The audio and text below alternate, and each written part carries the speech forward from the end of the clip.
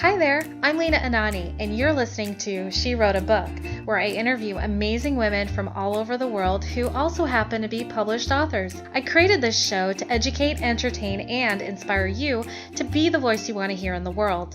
Now let's get started. You are listening to episode number 144 of She Wrote a Book, and today I'm interviewing E.A. Stripling, author of the book Internal Conflict. Fueled by the intensity of a physical relationship and determination to finally get over an ex, Olivia starts to learn how to let someone in. That is until a ghost from her past reappears. Now Olivia is stuck somewhere between her past and her present. Author E.A. Stripling, who also goes by Liz, is a very passionate woman and an incurable romantic who loves to create stories that allow her readers to take a break from the world around them and indulge in a world of awe-filled moments and devilishly handsome men. Again, her book is called Internal Conflict.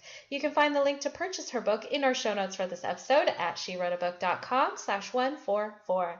So EA, it's such a pleasure to have you as a guest today. My first question is this: what inspired you to write and publish your book?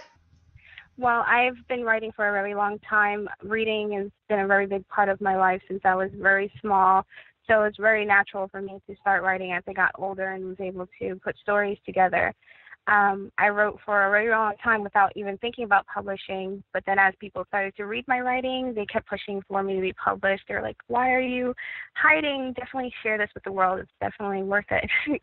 So I was like, yes, I definitely want to be able to share this with everyone so they can all have the joy that I see in the people that have read it already. Awesome. Very cool. So tell me a little bit more about Internal Conflict. What inspired the storyline of this book? My sister actually inspired me to write this book because she was very much into that genre, the romance genre. By trade, I'm usually more of a horror movie writer, but she was very much into reading that kind of genre, so I decided I was going to go ahead and cross over into that and see if I could do it. So she was my inspiration for all that, and she definitely kept me on my toes the whole time. Every time I wrote a chapter, she was like, where's my next chapter?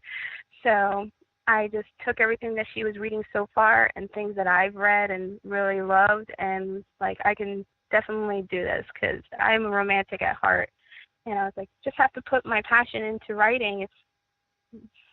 That's awesome. What an awesome sister. I love it.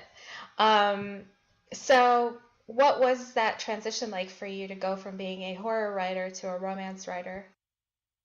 It was so much easier because as a horror writer, you want to make sure you don't cross a certain border. You want to get that scare, but you want to make sure people don't also think that you're crazy. So going into romance, it was just unbelievably easy for me. I have just books pouring out of me now because I just think of this stuff naturally. Of course, being a woman, you're going to be thinking right away of all these really wonderful moments that you wish that happened to you or have happened to you, and you already talk about these things with your girlfriends, so it was really easy for me to get it down on paper. I love how you simplify that. That's really cool. I've often thought about it that way too. I'm like, man, I daydream all the time. What if I sat down and wrote some fiction? But for whatever reason, I'm like, oh no, I could never be a fiction writer. I'm not that talented. But like, I'm sure maybe I need to talk to your sister. Yes, she's definitely been I'm very shy by trade. I'm extreme. If you ever to approach me, I may be a little standoffish at first, but it's more me being shy. So she definitely gets me to step out of my shyness, and she's like, "You're just way too talented to be hiding." I love that. That's So fantastic. I'm glad you're out there writing books. That's awesome. Now, your main character is Olivia. How did you come up with your character name, Olivia?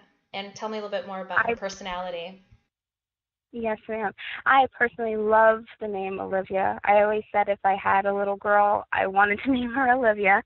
However, I've not been blessed with a little girl, so your books do become your children. At least to me, I protect my book like it's my child. So I was like, you know what? I never had a little girl, so this is going to be my little girl. So it definitely was like I was going to use Olivia somewhere in my life. So I got her name, and then her personality just stemmed from a lot of the females that I personally enjoy, a lot of female from movies and books that I personally enjoyed, like, and I kind of a little part of them and put them to her. Very cool. So I'm curious, like what characters are we talking about from movies and other media? I'm absolutely obsessed with Sex and the City, so Carrie Bradshaw, of course. And then I have movies like the 80s movies, the John Hughes movies I'm obsessed with. So we have like The Breakfast Club and stuff like that. So different female personalities from the different characters just kind of rolled into one, like how she reacts to certain situations. Because a lot of authors use themselves into roles, and I did use myself for one of the characters, but I didn't want to be a female because that would be too obvious. So I didn't want Olivia to be based off myself. Why would you want to avoid being too obvious as far as writing yourself as a character? I like to challenge my readers as well. I mean, I know that I love to have them just be able to sit down and relax, but when I have a Q&A, I really enjoy talking to them, and I like to see if they have actually, read the book and their thought process and everything. And if somebody can really pinpoint what character I kind of base myself off of, I know that, they really love the book. So it's just like a little game that I like to play with my readers. I'm like, guess who I am? What's one of the coolest things you've ever heard or read from one of your readers? The coolest, and I was just discussing this with my publisher not too long ago, was in the book, Internal Conflict, we have two male roles, and each female kind of like loves their own male, and we kind of have a team versus team thing going on. So I kind of sneaked in when people were talking about who they represent, and I got to see a lot of people defending their character, why they loved the guy, and it was just very funny to see how diehard. It was like a Twilight, Jacob and Edward thing, except it was my character. So it was very humbling, and I was just so happy to see that.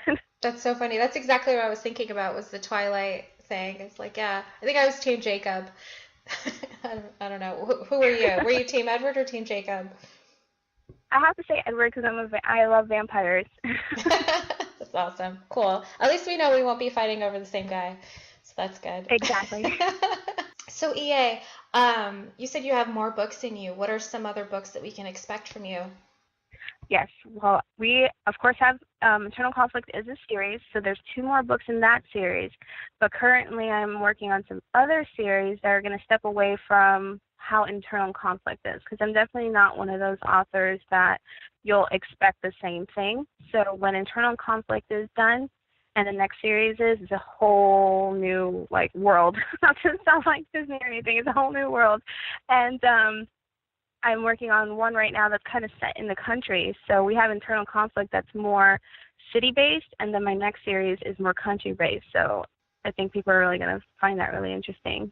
Very cool. And how excited are you to create a whole new world? A whole new world. I know. I'm a really big Disney fan. Me too. I'll go. Yeah, I just love them. Awesome. Yeah, so I think that's exciting that as an author, you're fiction author, you're able to create worlds, literally create worlds, and I think that's so incredible. What is one crazy far out world you've thought about creating but you haven't yet? I would really love just to create a world that's just, kind of like set way back in the past, because a lot of people kind of write books on the now or things to come. I kind of want to take it back to like the old school romance, a lot of the youth today, not to make myself sound aged, but I think they missed out a lot on the chivalry and just the old concept of dating and stuff like that. And I would love to write a book just to show, that old school that they missed out on, because I just love, when men are, they open the door for you and stuff like that. So I want to bring just that romantic phase back. Girls in beautiful dresses, big umbrellas to get the sun out of your face, just craziness like that people would look at and be like, wow, that is definitely a far stretch. So my last question for you is this: what do you love most about being an author? I just love being able to share my thoughts with the readers. I just come up with so many things in my head, and being able to put it on paper, having other people read it, it's just amazing. I don't know if anybody could just explain that moment of having somebody read what you wrote and also love it too. It's just a pride that is just, you can't even explain it. But maybe that's just me, but I just I'm so proud of, myself, and I'm proud of the book, and I just love it. Great answer. Thank you so much for being our special guest today. We will have a link to your book in the show notes for this episode, and our listeners can find that at SheWroteABook.com/144 to learn more about our author and her romantic book. So E.A., thanks again. It was a pleasure. Thank you so much for having me. I had a lot of fun. Thank you. Thank you for listening to She Wrote a Book. If you enjoyed this episode, then subscribe now so you can automatically get access to all new episodes, and feel free to share your inspired thoughts with us in the comments too. I'd love to hear from you. Until then, may you always feel good and make magic.